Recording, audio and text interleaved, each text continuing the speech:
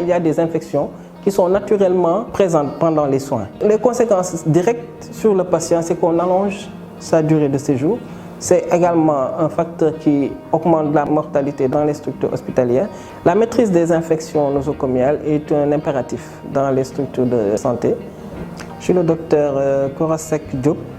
Je suis la coordinatrice du comité de lutte contre les infections nosocomiales de l'hôpital général Idrissa Pouye. Et je suis à la base, je suis médecin anesthésiste réanimateur. Les comités de lutte contre les infections nosocomiales ont deux axes de priorité.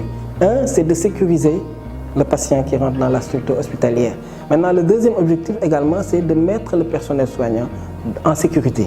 Il y a un risque infectieux qui est là et nous avons le devoir de protéger le personnel qui travaille ici. Le CLIN existe depuis maintenant plus de 10 ans. Les raisons pour lesquelles le CLIN ne fonctionnait pas, c'est parce qu'il n'y avait pas assez de personnel dédié à l'activité stricte du CLIN. L'USAID, à travers MTAPS, a eu à appuyer la direction de la qualité, de la sécurité et de l'hygiène hospitalière dans plusieurs de ses activités.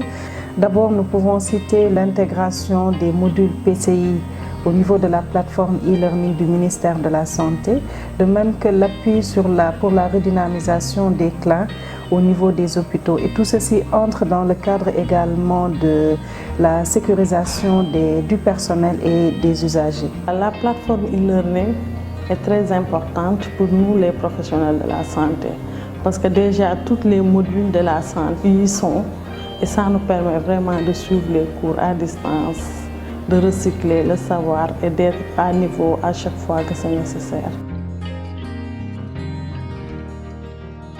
À travers ce programme MTAPS, l'USAID appuie les différentes structures qui ont été sélectionnées au Sénégal en collaboration avec le ministère de la Santé pour que ces programmes PCI soient mis en œuvre.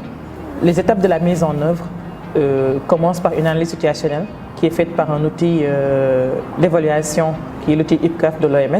Cet outil permet de faire une analyse situationnelle de la mise en œuvre du programme PCI dans la structure, mais aussi permet à la structure d'élaborer un plan d'action avec des activités phares pour la prévention et le contrôle des infections. En 2019, nous avons eu la chance, nous, ici dans cet hôpital, d'être l'hôpital pilote dans un cadre de partenariat avec l'USAID et MTAPS. Sur les fondamentaux même de ce qu'on appelle les politiques de PCI, nous n'avions pas eu de bonnes notes.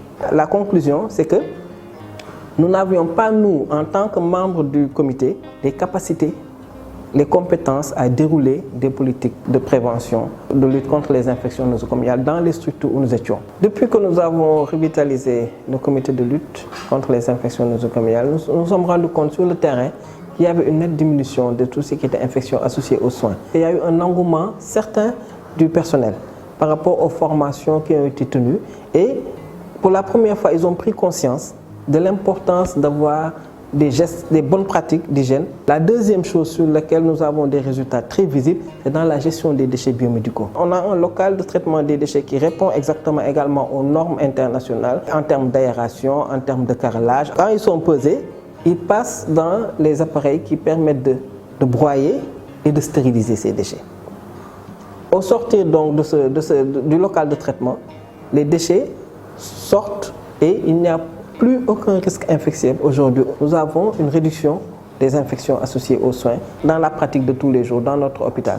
Et ça, c'est vraiment quelque chose qui permet de faire un bond important dans ce que nous appelons nous la qualité des soins que nous prodiguons au niveau de la structure hospitalière. Hôpital bu setul bi day indi maladie parce que man mi feebaroon naa ci parce que aar na ma maa ngi ni tane naa maa ngi ni dem sama yoon waaw yenn saa ñu ne la génn leen dañoo war a defar fii nii ci kii bi ci biir génn leen ba ñu kii ba ñu defar parce que su setul ñu gën mën a wër.